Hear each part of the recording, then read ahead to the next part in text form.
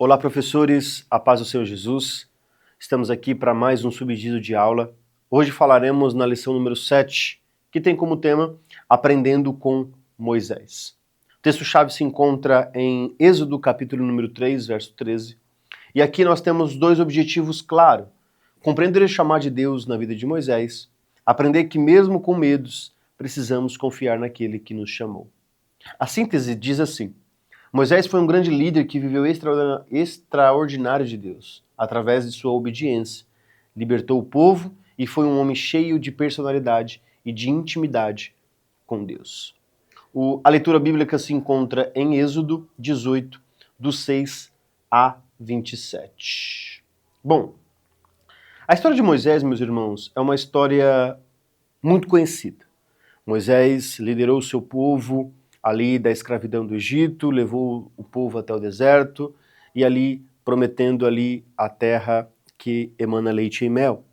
Então a história de Moisés é muito longa e aqui a gente não conseguirá tratar todo o assunto de Moisés. Mas como eu costumo falar aqui nas gravações, a gente precisa pontuar em sala de aula. Na sala de aula nós temos ali por volta de 1 hora e meia de aula. Então é importante você também desenvolver dentro da sua aula a história. Aqui nós tratamos ali algo para você como professor ter um norte, ter ali um esboço, mas obviamente que as leituras bíblicas, por exemplo, as partes da história de Moisés, é importante tentar, obviamente, falar ali ao seu jovem. Então, diante de tudo isso, a história de Moisés, ela tem muitos altos e baixos no começo, mas também muitos milagres, muitos livramentos que Deus dá e muitas bênçãos que Deus entrega àquele povo. E também muita ingratidão diante de Deus. O primeiro tópico que ele coloca aqui é a vida de Moisés repleta de milagres. Bom, a Bíblia relata que esse importante personagem bíblico nasceu em tempo em que os meninos pequenos deveriam ser mortos a mando do faraó. É interessante essa história porque o contexto, obviamente, é que a família ali de José, ela vai ali ao Egito, ela cresce, ela se multiplica, e cada vez mais cresce ali o povo israelita diante daquela cidade do Egito. E cada vez mais que crescia, Faraó cada vez mais oprimia este povo. Mas a Bíblia, ela menciona que quanto mais o Faraó oprimia, mais o povo israelita crescia. Crescimento. Ali diante da promessa que Deus fez lá a Abraão, que ele seria pai de uma grande nação, que seria a sua descendência seria muito grande. E aqui Deus já estava fazendo o primeiro milagre, aonde havia cada vez mais a multiplicação. Então, no capítulo 1, essa opressão, então, começa a incomodar ali Faraó. Então, diante disso, Faraó faz uma ordem. Todos os meninos têm que morrer. E ali tem uma grande passagem de Sifrá e Puá, duas mulheres parteiras ali dos hebreus. Elas não permitiram e não fizeram aquilo que o faraó tinha ordenado.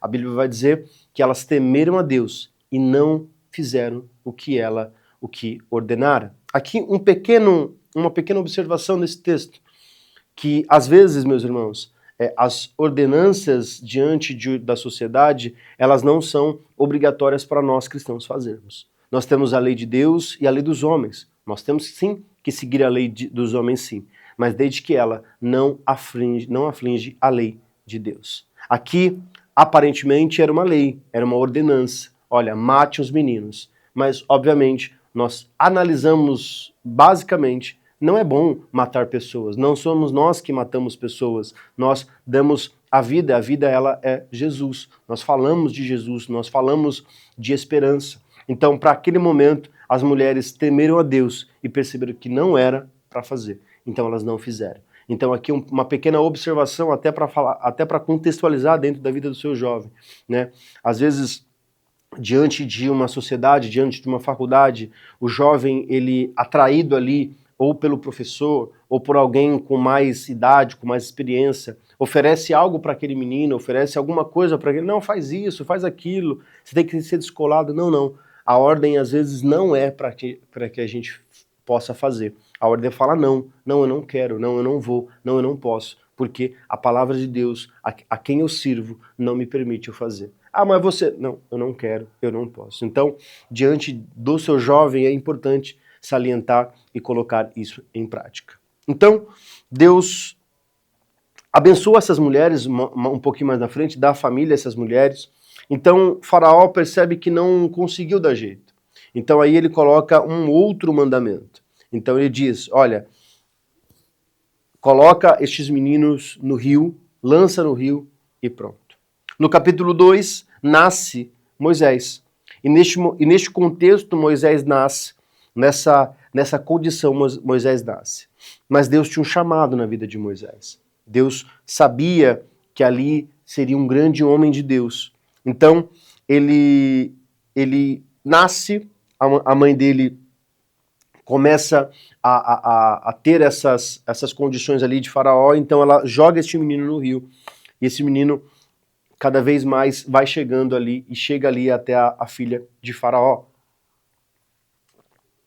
Então, a história de Moisés começa neste contexto. E aqui já começa o grande chamado, um grande milagre que ele viveu.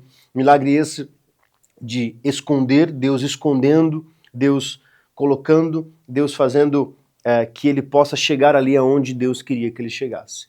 Hebreus, capítulo número 11, vai dizer, Hebreus 11, deixa eu só colocar aqui, Hebreus 11, 23. Pela fé, Moisés, apenas nascido, foi ocultado por seus pais durante 3 meses, porque viram que crianças era formosa, também não ficaram amedrontados pelo decreto do rei. Pela fé, Moisés, quando já era homem feito, recusou ser chamado filho ou filha de Faraó, preferindo ser maltratado junto com o povo de Deus, a usufruir de prazeres transitórios do pecado. Então, Moisés teve fé, os pais de Moisés tiveram fé e ocultaram, e Deus usou isso para fazer um grande milagre na vida de Moisés. No capítulo número 3, ali já formado, né, já homem, casado, ele está ali com o seu sogro pastoreando ovelhas, e ali começa a grande passagem de Moisés na sarça em chama. Então Moisés, Deus já estava escondendo Moisés ali pela fé dos seus pais. Então aqui começa o primeiro milagre. Então o chamado de Moisés começa no capítulo número 3, no verso número 14. E aí Deus vai dizer a Moisés, no capítulo número 3, verso número 1. Moisés pastoreava o rebanho do seu sogro Jetro, que era sacerdote de Midian. Um dia levou o rebanho para o outro lado do deserto e chegou a Horebe, o monte de Deus. Ali o anjo do Senhor lhe apareceu numa chama de fogo que saía do meio da sarça. Moisés viu que, embora a sarça estivesse em chamas, ela não consumia pelo fogo. Que impressionante, pensou. Por que a sarça não se queima? Vou ver isso de perto. O Senhor viu que ele se aproximava para observar. Então, no meio da sarça de Deus, Moisés chamou o Senhor. Moisés, Moisés. Eis-me aqui, respondeu ele. Então disse Deus, não se aproxime, tire as sandálias dos seus pés, pois o lugar onde você está é terra santa. Disse ainda, eu sou o Deus do seu pai, o Deus de Abraão, o Deus de Isaque e o Deus de Jacó. Então Moisés cobriu seu rosto, pois teve medo de olhar para Deus. Disse o Senhor, de fato tenho visto a opressão do meu povo no Egito, tenho escutado o seu clamor, por causa dos seus feitos, e sei o quanto eles estão sofrendo. Por isso desci para livrá-los das mãos dos egípcios e tirar daqui para uma terra boa, vasta, aonde há leite e mel com fartura. A terra dos cananeus, dos egitas, dos amorreus, dos ferezeus e dos heveus e dos jebuseus. Pois agora o clamor dos israelitas chegou a mim. Eu tenho visto que os egípcios os oprimem. Vá, pois agora eu os envio a Faraó para tirar o Egito do povo dos israelitas. Moisés, porém, respondeu a Deus, quem eu sou para apresentar-me a Faraó e tirar os israelitas do Egito? Deus afirmou, eu estarei com você. Esta é a prova que eu sou quem envia. Quando você tirar o povo do Egito, vocês prestarão culto a Deus neste monte. Moisés perguntou, quando eu chegar diante dos israelitas, o que vou dizer? O Deus dos seus antepassados me enviou a vocês? E se eles me perguntarem, qual é o nome dele? Que direi? Disse Deus a Moisés, eu sou o que sou. É isto que você dirá aos israelitas, eu sou, me enviou a vocês. Aqui começa o chamado de Moisés no grande propósito que Deus tem. Imagine só, diante deste contexto, o povo estava totalmente oprimido. O povo vivia na escravidão, o povo cada vez mais estavam ali sem esperança. Então Deus escolhe Moisés para um grande chamado. Perceba aqui que Deus ele já estabelece condições para Moisés. Primeira condição, eu ouvir o clamor daquele povo. Deus ouve o clamor daquele que clama. Deus ouve o nosso clamor, Deus ouve a nossa oração, Deus ouve aquilo que nós precisamos e queremos, e às vezes ele não faz sim, mas ele tem um propósito. Deus ouviu a opressão do seu povo. Diante disso, nós precisamos colocar na cabeça e na vida do jovem, que vive uma vida muito mais corrida, né? De trabalho, de faculdade, de às vezes ansiedade, de muitas das vezes, precisa lembrar esse jovem que Deus ouve a nossa oração. Pode demorar, mas Deus ouve a nossa oração e pode ser que ele não faça daquilo que nós queremos ou pensamos, mas o que ele fizer vai ser muito melhor e muito mais prazeroso viver os planos de Deus. Então, colocar aqui, às vezes Moisés não tinha a condição mesmo, ele mesmo fala que ele não tinha a dicção, a fala, e aí Deus coloca até Arão para estar ali à frente disso, mas Moisés tinha um chamado. Moisés tinha um chamado de liderança espiritual para aquele povo. Então, Deus estabelece esse limite. Olha, eu estou chamando você, mas não é por você mesmo. Não é porque você é bonzinho, Moisés. Não é porque, não. Eu estou chamando porque eu preciso de que você conduza o meu povo a uma libertação. Uma liderança, ela precisa de propósito. Liderança sem propósito é uma liderança que não tem caminho. Então, Moisés tinha o propósito. Qual era o propósito de Moisés? Levar este povo à terra que emana leite e mel. Uma liderança que não há propósito diante disso, não adianta, ela não vai fluir. Uma liderança ela precisa de propósito. E esse propósito nós encontramos quando Deus nos ordena, quando Deus fala conosco. Qual que é o propósito hoje? O propósito é levar os seus liderados a caminho de Jesus. Esse é o propósito. Não é nosso, não é por nós mesmos, não é porque somos bons, mas Deus nos escolheu, Deus nos chamou, Deus nos chama para um grande propósito muito maior do que nós pensamos. Então, nós temos um chamado na vida de Moisés, mas um chamado que tem propósito. O segundo ponto, ele vai dizer a promessa. Não é só o propósito, mas ele vai dizer aquilo que é bom. Né? Nós pensamos que quando Deus nos chama, vai ser ruim, vai ser difícil. Realmente, o trabalho de uma liderança não é fácil, o trabalho de um chamado não é fácil, mas há uma esperança no final.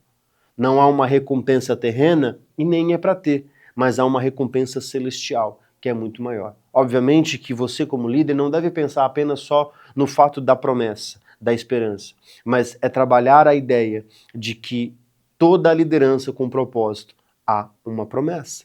Então, a promessa que Deus colocou aqui na vida de Moisés é que ele ia para uma cidade, ele ia para uma terra que havia leite e mel com fartura. O segundo propósito é reconhecer. O terceiro tópico aqui é reconhecer que nós não somos nada. Moisés reconheceu isso na sua liderança. Moisés, a partir do momento que ele se questiona a Deus, quem eu sou para me apresentar diante ao faraó? Só que Moisés não tinha entendido. Moisés não entendeu quem que estava com ele. A pessoa que estava com ele, o Deus que estava com ele, é maior do que o faraó, é maior do que o Egito, é maior do que todas as coisas.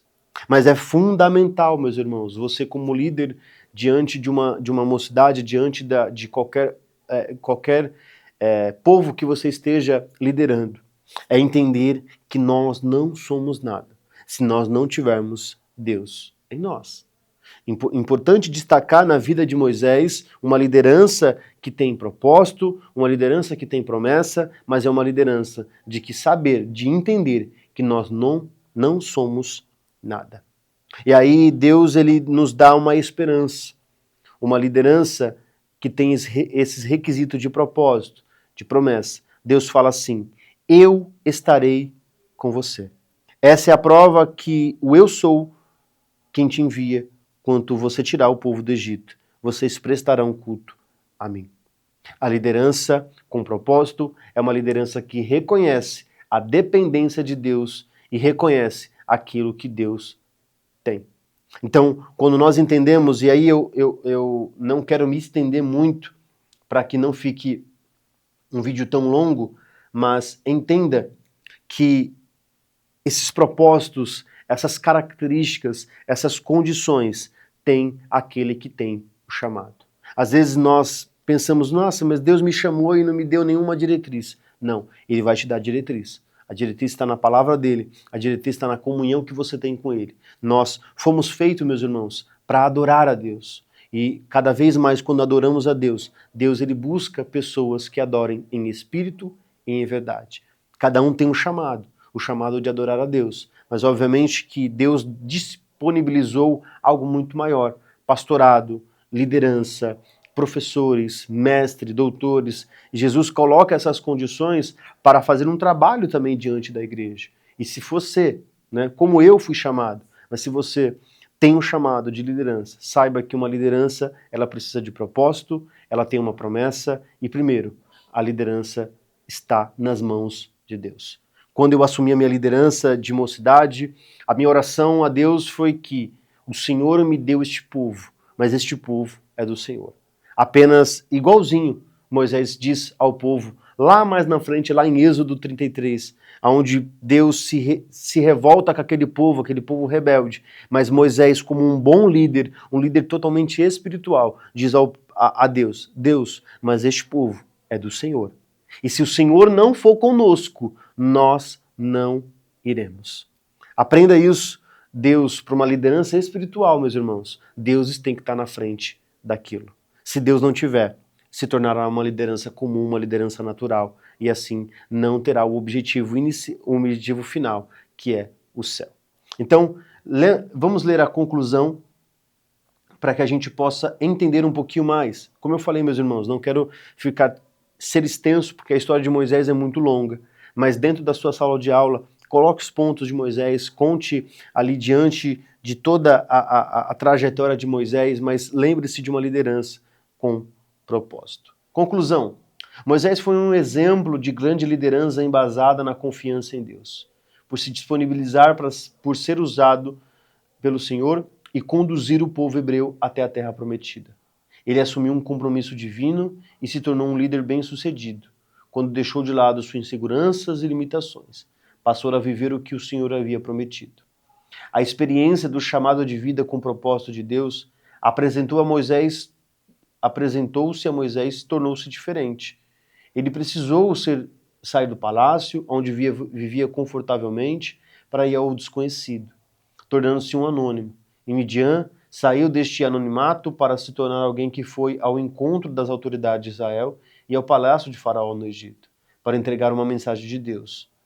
Embora já tivesse vivido no palácio como príncipe, escolheu viver para o seu povo, os israelitas, e ser instrumento de Deus para os livrar. Então, imagine só, o conforto é bom, viver ali numa bolha, né? Viver ali num conforto, numa segurança é bom.